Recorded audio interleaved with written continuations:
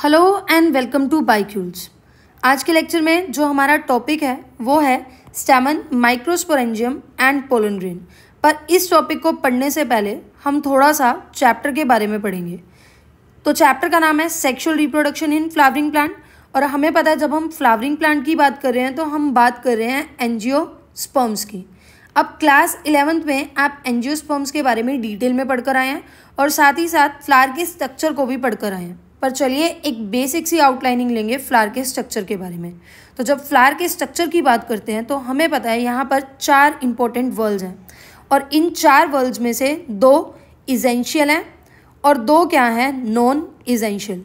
Non essential का ये मतलब बिल्कुल भी नहीं है कि वो फ्लावर के लिए वेस्ट है, बल्कि नॉन इसेंशियल का ये मतलब है ऐसे पार्ट्स, ऐसे वर्ल्स जो कि सेक्सुअल रिप्रोडक्शन में हेल्प नहीं कर रहे हैं, और इसेंशियल मतलब जो कि ऐसे पार्ट्स हैं जो रिप्रोडक्शन में हेल्प कर रहे हैं। तो जब हम इसेंशियल वर्ल्स की बात करेंगे तो हम बात करेंगे मेल रिप्रोडक्टिव पार्ट यानी कि स्टैमन। इंडिविजुअल यूनिट को हम स्टैमन बोल रहे हैं और ग्रुप ऑफ स्टैमन को हम, यानी कि एक से ज़्यादा स्टैमन जब प्रेजेंट होंगे तो हम क्या बोलेंगे, एंड्रोशियम। ऐसे ही फीमेल रिप्रोडक्टिव पार्ट यानी कार्पल और ग्रुप ऑफ कार्पल्स जिनको हम क्या बोल रहे हैं, गाइनोशियम। उसके अलावा जो यहाँ नॉन इसेंशियल वर्ल्स हैं वो क्या हैं, कैलेक्स जिनको हम सेपल्स भी बोलते हैं, और ये क्या करते हैं, प्लांट को बर्ड स्टेज में प्रोटेक्ट कर रखते हैं। उसके अलावा कोरोला यानी कि पेटल, यानी जो फ्लावर में कलरफुल पत्तियां होती हैं जिनका काम इंसेक्ट्स को पॉलिनेशन के लिए अट्रैक्ट करने का है। ठीक है, तो चलिए टॉपिक की बात करेंगे। यानी हमने पढ़ना है स्टैमन के बारे में, माइक्रोस्पोरेंजियम के बारे में और पोलन ग्रेन के बारे में।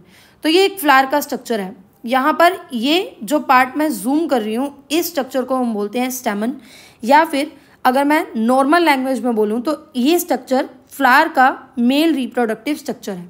इंडिविजुअल यूनिट को स्टैमन बोलेंगे और अगर मैं यहाँ एक से ज़्यादा स्टैमन ले लूँ तो उसको हम एंड्रोशियम बोलेंगे।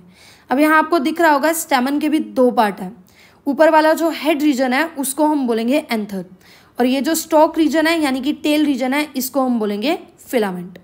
तो देखिए अगर आप एंथर को ध्यान से देखोगे तो एंथर का एक एंगल ये भी आपको दिखेगा कि आपको एंथर के अंदर 2 लोब दिखेंगे। मतलब हम ये बोल सकते हैं कि जो एंथर है वो एक बायलोब्ड स्ट्रक्चर है। ठीक है, अब हर एक लोब के अंदर ऐसी एक सेपरेशन है जो कि इस लोब को 2 थीका में डिवाइड कर देगी। यानी हम ये बोल सकते हैं कि एंथर बायलोब्ड है और हर एक लोब डायथीशियस है। ठीक है, मतलब हम ये बोल सकते हैं एंथर इज बायलोब्ड एंड डायथीशियस।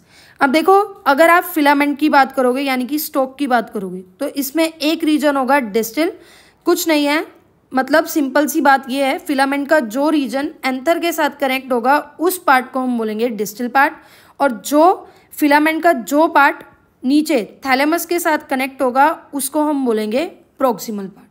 तो ये था एंथर के बारे में। अब देखो अगर आप एंथर का ट्रांसफर सेक्शन लेते हो, TS लेते हो, तो आपको एक 4 साइडेड यानी कि टेट्रागोनल स्ट्रक्चर मिलेगा, और इस स्ट्रक्चर के अंदर ये रेड कलर के कंपार्टमेंट देखो, इनको हम बोलते हैं पोलन सैक, जिनके अंदर पोलन ग्रेन्स भर जाएंगी। लेकिन यहाँ पर याद रखने वाली बात यह है कि जब प्लांट यंग होगा, ठीक है, तो इन्हीं पोलन सैक्स को हम माइक्रोस्पोरेंजिया बोल रहे हैं। ठीक है, और यही माइक्रोस्पोरेंजिया आगे मैच्योर होकर पोलन सैक बना देंगे, और इन माइक्रोस्पोरेंजिया के अंदर कुछ होमोजीनस यानी सेम तरह के टिश्यूज प्रेजेंट हैं जिनको हम बोल रहे हैं स्पोरोजीनियस टिश्यू। ठीक है, तो देखिए इस माइक्रोस्पोरेंजियम के सेक्शन को लेंगे और इसके बारे में डिटेल में बात करेंगे। तो जब हम माइक्रोस्पोरेंजियम की बात करते हैं तो अंदर तो हमें क्या मिल रहे हैं, 4 माइक्रोस्पोरेंजियम मिल रहे हैं जिसके अंदर कुछ होमोजीनियस सेल्स प्रेजेंट हैं, जिन सेल्स को हम बोल रहे हैं स्पोरोजीनियस टिश्यू। और इन स्पोरोजीनियस टिश्यू के बाहर काफ़ी सारी लेयर्स प्रेजेंट हैं।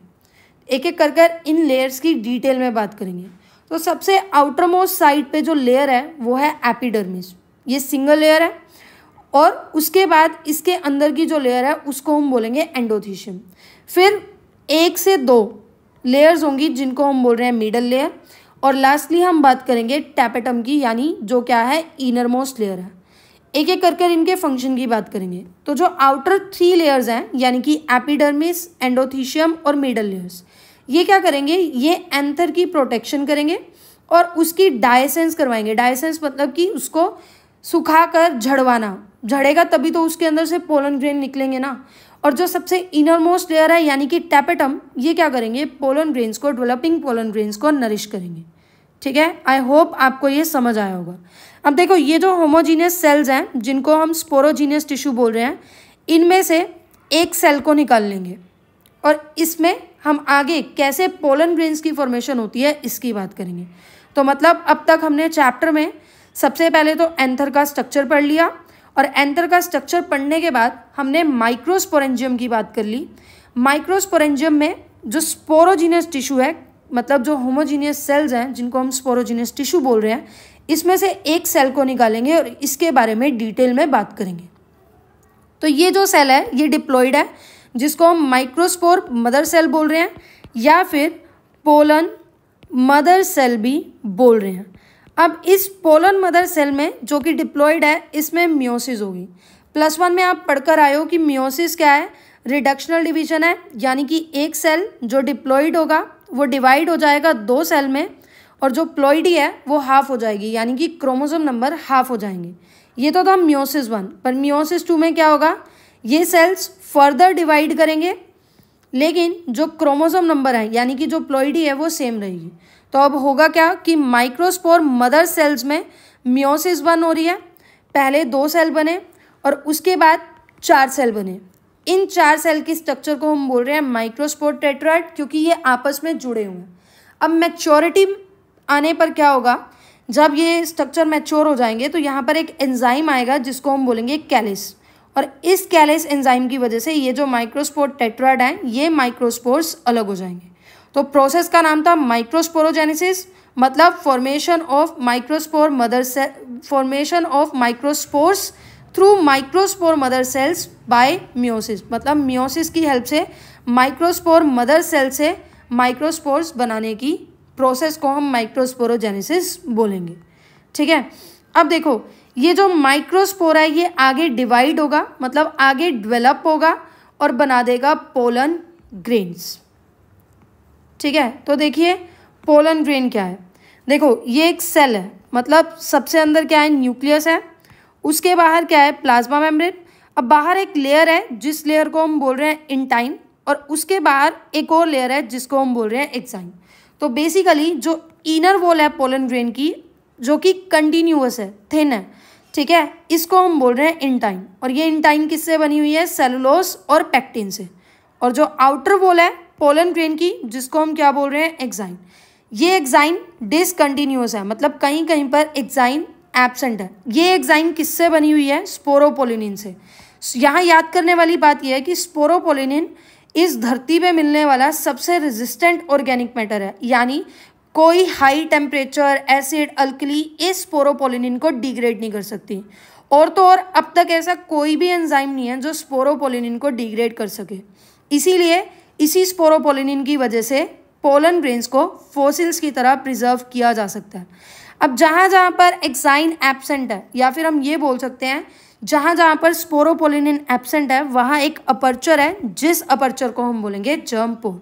तो ये तो स्ट्रक्चर था इमैच्योर पोलन ग्रेन का, पर जो मैच्योर पोलन ग्रेन होगी उसका स्ट्रक्चर कैसा होगा। तो देखिए जो मैच्योर पोलन ग्रेन होगी ना, उसके अंदर 2 सेल्स होंगे। एक होगा बिगर सेल जिसको हम बोल रहे हैं वेजिटेटिव सेल, जिसके अंदर काफ़ी सारा साइटोप्लाज्म होगा और एक इर्रेगुलर शेप का न्यूक्लियस होगा। और साथ ही साथ इसी के अंदर, मतलब वेजिटेटिव सेल के साइटोप्लाज्म के अंदर ही एक और छोटी सी सेल फ्लोट करेगी जिसको हम बोलेंगे जनरेटिव सेल। ये स्पिंडल शेप की होगी और फ्लोट करेगी साइटोप्लाज्म, जनरेटिव सेल के साइटोप्लाज्म के अंदर। अब देखो यहाँ पोलन ग्रेन में हमें 2 सेल दिख रहे हैं ना, वेजिटेटिव सेल और जनरेटिव सेल, इसी को हम बोलेंगे 2 सेल स्टेज। और 60% एंजियोस्पर्म्स ऐसे हैं जो इसी 2 सेल स्टेज पे शेड हो जाते हैं पोलन ग्रेन के रूप में। ठीक है, बाकी 40% एंजियोस्पर्म में क्या होगा, ये जो जनरेटिव सेल है ये माइटोटिकली डिवाइड होगी और 2 नए सेल बना देगी। अब देखिए यहाँ पर टोटल 3 सेल हो गए, एक बड़ा सा सेल वेजिटेटिव सेल और 2 जनरेटिव सेल। तो 40% एंजियोस्पर्म्स ऐसे हैं जिनमें 3 सेल स्टेज पे पोलन ग्रेन शेड होगी। ठीक है, अब बात करेंगे पोलन एलर्जीज के बारे में। तो देखिए पोलन ग्रेन क्या है, पोलन ग्रेन्स की वजह से काफ़ी सारी एलर्जीज या फिर ब्रोंकियल डिसीजेज हो सकते हैं, ठीक है, यानी क्रोनिक रेस्पिरेटरी डिसीजेज हो सकते हैं। क्रोनिक मतलब जो जल्दी से ठीक ना हो, जैसे कि अस्थमा, ब्रोंकाइटिस। अब ऐसे कौन कौन से पोलन ग्रेन्स के एग्जाम्पल्स हैं जिनकी वजह से पोलन एलर्जीज हो जाती हैं। सबसे पहला एग्जाम्पल है हमारे पास पार्थेनियम जिसको हम कैरेट ग्रास भी बोलते हैं। ये पार्थेनियम कैसे आया था इंडिया में, ये इंडिया में वीट के साथ गलती से इम्पोर्ट हो गया था और ये क्या करता है, पोलन एलर्जीज को कोज करता है। उसके बाद सेकेंड एग्जाम्पल है एमेरेंथस, और ऐसा ही एक और एग्जाम्पल है चिनोपोडियम जिसकी वजह से भी पोलन एलर्जीज होती है। बात करेंगे पोलन ग्रेन्स के बेनिफिट्स के बारे में। तो जो पोलन ग्रेन्स हैं ये न्यूट्रिएंट रिच है, इनके अंदर काफ़ी सारे न्यूट्रिएंट होते हैं, इसीलिए इनको फूड सप्लीमेंट की तरह यूज़ करते हैं, यानी इनके टैबलेट्स और सिरप्स आते हैं जो कि अगर हम कंज्यूम करें तो हमारी बॉडी के लिए काफ़ी अच्छा होगा।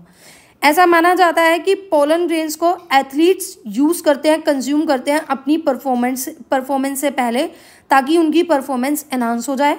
और तो और जो रेस हॉर्सेस होते हैं उनको भी रेस से पहले पोलन ग्रेन्स कंज्यूम करवाई जाती हैं, ठीक है। लास्ट जो हमारा यहाँ पर टॉपिक है वो है पोलन वायबिलिटी मतलब ability to fertilize the egg, मतलब कोई पोलन ग्रेन जब शेड हुआ है तो उसके बाद कितनी देर तक वो एग को फर्टिलाइज कर सकता है। देखो एक बार शेड होने के बाद ये ज़रूरी है कि पोलन ग्रेन स्टिग्मा के ऊपर लैंड करें, इससे पहले कि उनकी वायबिलिटी लॉस हो जाए, यानी इससे पहले उनकी वायबिलिटी लॉस हो जाए, वो पोलन ग्रेन जो है स्टिग्मा पे शेड हो जाएं ताकि फर्टिलाइजेशन हो पाए।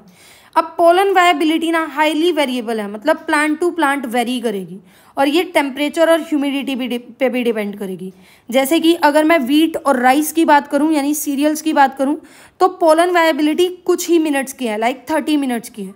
लेकिन अगर कुछ ऐसी फैमिलीज जैसे कि रोजेसी, लेग्यूमिनेसी ऐसी फैमिलीज की अगर मैं बात करूं तो इनमें पोलन वायबिलिटी क्या होगी, कुछ महीनों की होगी, यानी कि मंथ्स की होगी। लास्ट क्या है, क्रायो प्रिजर्वेशन क्या है, हम इन पोलन ग्रेन्स को काफ़ी टाइम के लिए यानी काफ़ी सालों के लिए स्टोर कर सकते हैं लिक्विड नाइट्रोजन में -196 डिग्री सेल्सियस में। तो पोलन ग्रेन्स को लिक्विड नाइट्रोजन में -196 डिग्री सेल्सियस में स्टोर करने की प्रोसेस को ही क्रायो प्रिजर्वेशन बोलेंगे। क्यों, ताकि इन पोलन ग्रेन्स को हम आगे क्रॉप ब्रीडिंग प्रोग्राम्स में यूज़ कर सकें। तो this was all about today's lecture, जिसमें हमने बिल्कुल एनसीईआरटी से रिलेटेड बात की है, स्टेमन, माइक्रोस्पोरेंजियम और पोलन ग्रेन्स के बारे में। अगर आपको ये लेक्चर समझ में आया हो तो please like, subscribe and share. Thank you so much.